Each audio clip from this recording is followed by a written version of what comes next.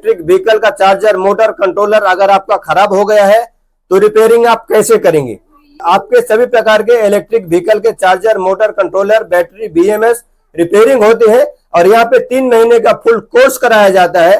मित्रों, अभी जो भी स्क्रीन पर फोन नंबर दिखाई दे रहा है, इस नंबर पर संपर्क करें, कांटेक्ट करें और ई रिक्शा रिपेयरिंग का फुल कोर्स पाएं। शानदार सीखकर आप महीने का लाखों रुपए कमाई करें। भाई, अगर वीडियो पसंद आए तो हमारे चैनल को सब्सक्राइब करें, वीडियो को लाइक करें, शेयर करें। अगर आपको और कोई भी जानकारी चाहिए तो हमें